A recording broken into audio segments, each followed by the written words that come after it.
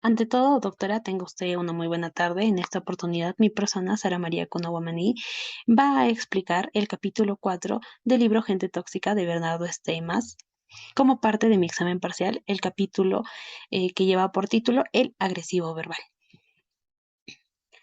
Para lo cual vamos a dar inicio con una pequeña frase que el mismo autor lo ha puesto dentro de este capítulo, que vendría a ser: las palabras que no van seguidas de los hechos no sirven para nada. Demóstenes. Tenemos que tener en cuenta de que el autor ha dividido este capítulo 4 en 7 subtemas o 7 partes importantes que nos van a explicar distintos temas.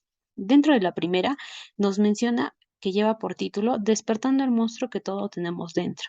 Aquí nos va a dar una pequeña reseña a quienes se les considera como aquellas personas violentos verbales. Primero nos menciona que los agresivos son personas difíciles, en especial son aquellas personas con las que va a ser un poco difícil y complicado establecer una comunicación, ya que esta gente nos va a deparar, tener que controlar nuestros instintos más bajos. ¿Qué quiere decir con estos instintos más bajos?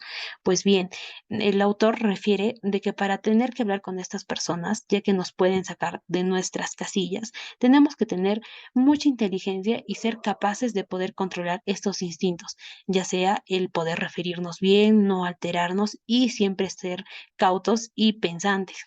También nos refiere a aquellas características de esta persona violenta verbal, que son intimidantes, ofensivos, sarcásticos e iracundos. Todas estas características él la va a ejercer por medio de cuáles, de grito, de incontinencia verbal, de malos tratos, de desvalorización a su semejante. Un ejemplo podríamos poner aquel jefe o aquel compañero de trabajo que siempre está de mala gana, que siempre viene y te grita o te impone las cosas y que al contrario, en vez de ayudarte a progresar, te desvaloriza y te dice como que no eres nada comparación en mí. Continuando, tenemos lo que vendría a ser la segunda parte, donde nos refiere de qué hablamos cuando hablamos de violencia verbal. En este subtema, el autor nos refiere a aquellos rasgos específicos de una persona violenta verbal, que vendrían a ser que son sarcásticos, manipuladores, inestables, iracundos, agresivos. Todos estos rasgos de esta persona las va a utilizar con un solo objetivo, el cual va a ser confundirnos o desenfocarnos de la meta que tenemos planteadas. Así también va a ser que nos preocupemos más por el tono de voz con el que él nos habla que por la meta. Un ejemplo corto podría ser en un ambiente laboral, yo y mi jefe siempre está gritándome o haciéndome mm, comentarios sarcásticos referente a cómo yo ejerzo mi trabajo, etcétera, en lugar de que él me ayude a mejorar y juntemos fuerzas para poder llegar a una meta, ¿qué va a hacer? De que yo me desenfoque de eso y él también, y no se va a llegar a la meta a la cual nos hemos planteado. Asimismo, yo me voy a fijar más en el tono del voz y voy a dejar de lado lo importante, que vendría a ser la meta.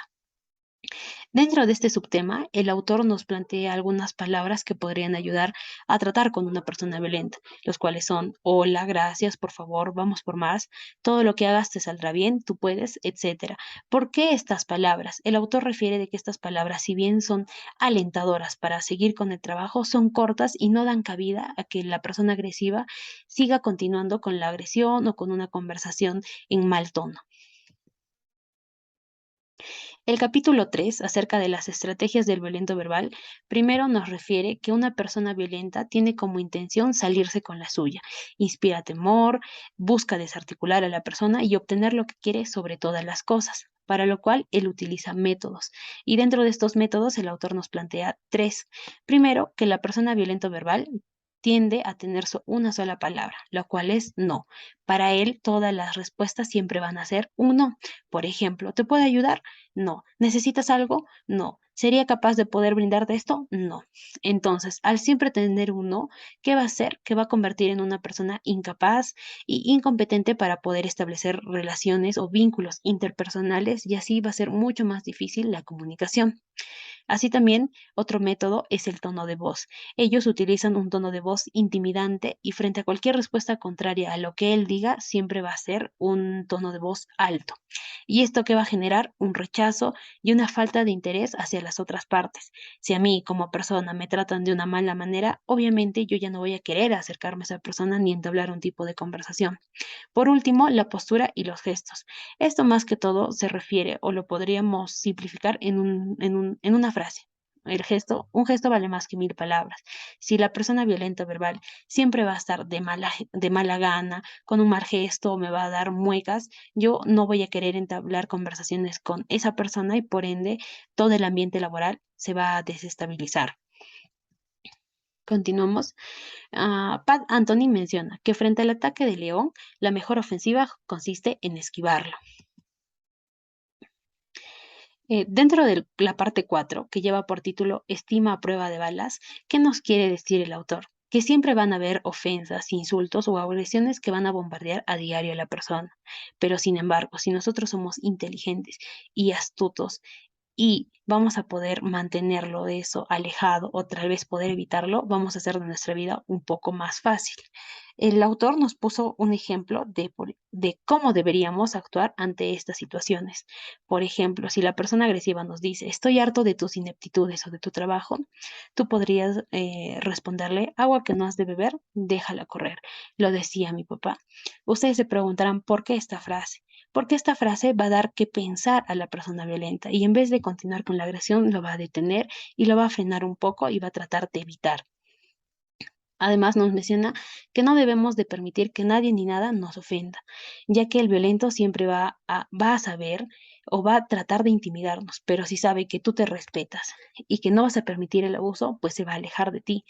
Nos da algunas pautas para estar a prueba de estas balas. Primero, haz como si no existiese esa persona. Trata de evitarlo en lo mayor posible y solo hablar lo que sea necesario. Date tiempo y no tomes decisiones bajo presión. Si frente a un insulto o una agresión de esta persona, tú trata de tomarte tu tiempo y no respondas bajo esa presión porque va a influenciar a que se siga con la pelea. Controla las acciones para crear nuevas emociones. Trata de focalizar tu energía en otras cosas y no en la pelea. Y acá nos aclara de que si la persona violenta tiene razón en lo que ha dicho y por ende tú estarías equivocadas, admite tu equivocación, pero no lo hagas en el mismo tono ni en la misma manera que esa persona. Así evitarás seguir con ese círculo. El capítulo 5, que lleva por título Violencia cotidiana, nos refiere a aquella violencia que no solo la vamos a tener presente en el ambiente laboral o en el ambiente de estudios, sino en la vida cotidiana que podamos tener, ya sea con la señora de la tienda o con un vecino. Lo que acá nos propone el autor es que tenemos que tener como meta a expresar la ira de una buena manera. ¿Y cómo eso se va a dar? Primero tenemos que identificar cada palabra que nos molesta y nos lastima y no permitir que nunca más las vuelvan a decir. En un ejemplo, si yo soy una persona que llega tarde y a mí me molesta que me digan que soy una tardona, lo que tengo que hacer es evitarlo. Por ende, tengo que aprender a llegar temprano, ser puntual para que ya no pase esto. El objetivo es lidiar o esquivar esa violencia que los demás ejercen sobre nosotros y evitar dañar nuestra salud, nuestra autoestima, nuestra identidad. Nosotros somos quienes elegimos nuestro camino para poder seguir adelante. El capítulo 5, perdón, 6 y 7 nos hace referencia a cómo vamos a salir de ese maltrato y de esa violencia verbal. Tenemos que tener en cuenta de que primero nosotros tenemos que evitar esto. ¿Y cómo?